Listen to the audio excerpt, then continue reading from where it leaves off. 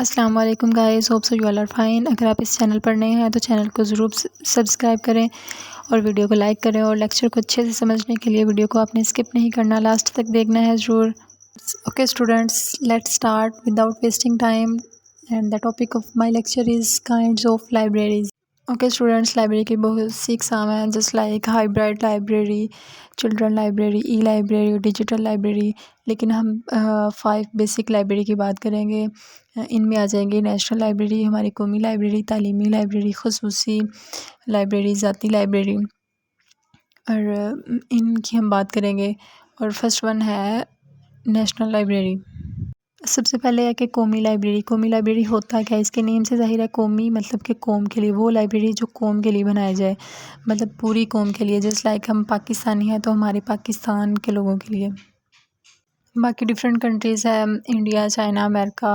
اور باقی foreign countries, ان کی الگ الگ اپنی اپنی ہر ملک کی ایک لائبریری ہوتی ہے۔ ہماری جو ملک کی لائبریری ہے وہ ہے نیشنل لائبریری آف پاکستان، اسلام آباد۔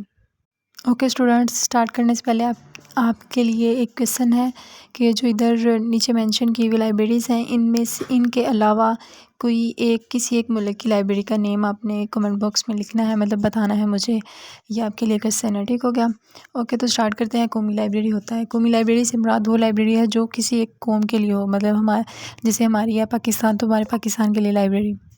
یہ قومی لائبریری جو باقی ڈفرینٹ لائبریریز ہیں، اسپیشل تعلیمی لائبریری، پبلک لائبریری یا ذاتی لائبریری، ان سب سے ان کی حیثیت ڈفرینٹ ہوتی ہے، مطلب اس کے جو بیسک بنانے کا مقصد اور یہ جو خدمات سر انجام دیتی ہے، یہ سب سے ڈفرینٹ ہے۔ اور اس کی اسپیسیفیکیشن یا ڈفرینٹ یا منفرد کس لحاظ سے ہے؟ اس میں یہ ہے کہ حکومت ایک کاپی رائٹ ایکٹ بناتی ہے، اور اب کویسچن یہ رائز ہوتا ہے کہ کاپی رائٹ ایکٹ ہوتا کیا ہے؟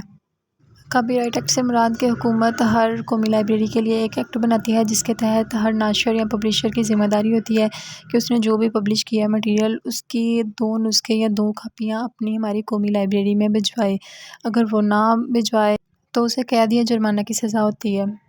تو اس طرح ملک کا ہر پبلشر، بے شک وہ بک کا رائٹر ہے، نیوز پیپر کا، یا کسی میگزین آرٹیکل کا،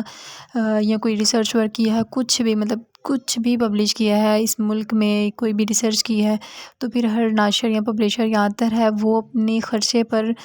قومی لائبریری میں اپنا اس نے جو بھی لکھا ہوتا ہے مطالعاتی مواد، اپنی لائبریری میں بھجواتا ہے۔ اور اس کاپی رائٹ ایکٹ کا فائدہ کیا ہوتا ہے کہ اس میں حکومت کو یا قومی لائبریری کو خود مطالعاتی مواد خریدنا نہیں پڑتا، اور خود بخود جو آتھر ہیں وہ اپنے جو مطالعاتی مواد ہے قومی لائبریری میں پہنچا دیتے ہیں۔ اس طرح ملک میں جتنا بھی شائع ہونے والا مٹیریل ہوتا ہے وہ خود بخود آلریڈی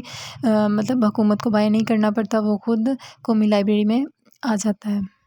اور ایک قومی لائبریری کا بنیادی مقصد یہ ہے کہ قومی لائبریری میں جو ہے وہ مطالعاتی مواد کو آئندہ آنے والی نسلوں کے لیے سیو کرتی ہے۔ جس لائک اب اگر ہم نے کوئی ریسرچ کرنی، تحقیق کرنی ہے، یا پھر ہم نے اپنی ہسٹری کو دیکھنا ہے کہ کیا تھا ہسٹری میں ہمارے باؤ اجداد کے کارنامے، ان کی خدمات کیا تھی، یا پھر ہمارے رسم و رواج کیا تھے، یا پچھلے لوگوں کی کیسی زندگی تھی، یا کچھ بھی ہسٹری سے ریلیٹڈ کچھ بھی پڑھنا ہو، یا ہسٹری کا مطالعاتی مواد کچھ بھی پڑھنا ہو پاس سے ریلیٹڈ،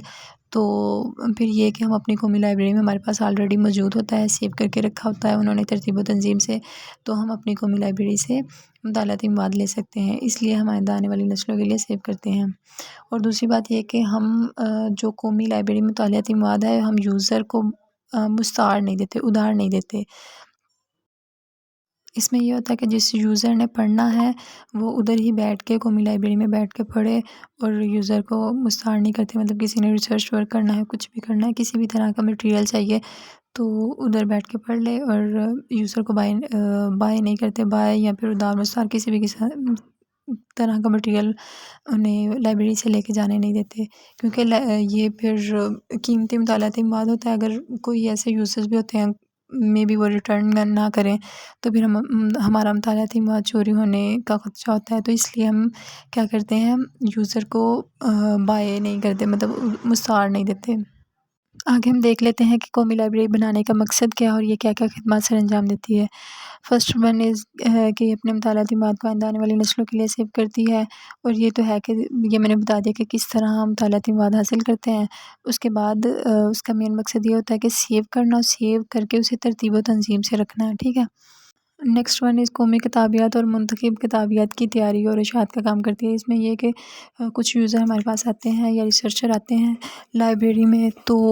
ان کی ایزی ایکسیس کے لیے ہم لائبریری میں ببلیوگرافی مطلب کتابیات بناتے ہیں تاکہ ہمارے یوزر کو آسانی ہو، یوزر کا ٹائم بچ جائے، مطلب ویسٹ نہ ہو، اور ان کو جو ریکوائرڈ مٹیریل ہے ایٹ اے ٹائم مل جائے۔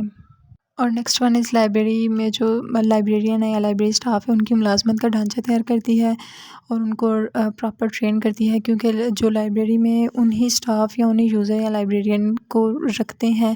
ہائر کرتے ہیں جو اس ڈگری میں ماسٹر یا ایم فل کی انہوں نے ڈگری لی ہوئی ہو، کیونکہ تاکہ انہیں اس فیلڈ کا پراپر نالج ہو اور وہ آنے والے یوزر کو سیٹسفائی کر سکیں۔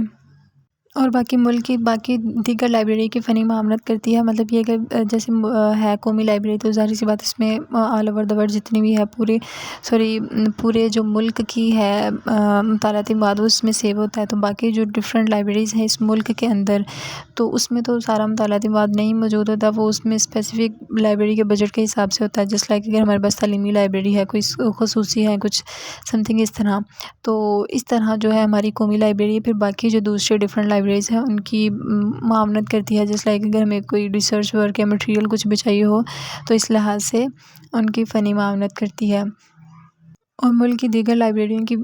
کے علاوہ باقی جو انٹرنیشنل لیول پہ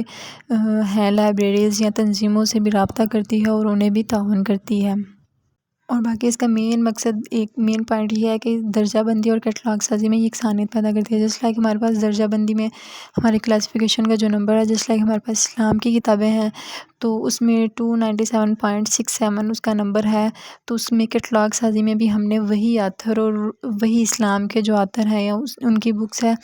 تو وہی والا لکھنا ہے، یہ نہ ہو کہ ہمارا جو بکس اسلام کی اور درجہ بندی ہم نے ہسٹری والی دی ہو، تو اس لیے ان میں یکسانیت مطلب سیم وہ ہوتا ہے تاکہ یوزر کو آسانی ہو۔ اور مختلف قومی اور مذہبی تہواروں پر نمائش کتب کا اہتمام کرتی ہے، جس لائک ہمارے پاس اگر آ جائے ہمارا کوئی مذہبی تہوار ہے یا پھر دینی تہوار ہے تو اس سے ریلیٹڈ، جس لائک ہمارا 23 مارچ 14 اگست یا دینی تہوار میں ہمارے پاس عید الفطر، عید الاضحیٰ، شب برات، شب معراج، یا اس طرح کے ہمارے جو ہیں دن ہیں، اس ظاہر سی بات ہے لائبریری میں یوزر آتے ہیں تو پھر ان مواقع کے حساب سے نمائش کتب کا اہتمام کرتی ہے تاکہ یوزر آئیں اور اٹریکٹ ہوں، زیادہ سے زیادہ لائبریری میں مواد پڑھیں اور ان کا فائدہ ہو۔ اور باقی اسٹڈی اویئرنیس کے لیے یا پھر ڈفرینٹ پرپز کے لیے قومی اور بین الاقوامی سطح پر مذاکرے، کانفرنس اور سیمینار وغیرہ منعقد کرواتی ہے۔ اور last one is union catalogue تیار کرنا، مطلب یونین کیٹلاگ ہوتا کیا ہے؟ یونین کیٹلاگ میں دو یا دو سے زیادہ لائبریریوں کا آپس میں تعاون یا رابطہ، جس لائک کسی اور ملک میں کوئی ریسرچ ہوئی ہے یا ان کا مٹیریل پبلش ہوا ہے تو ہمیں اگر اس مٹیریل کی ضرورت ہے تو ہم ان سے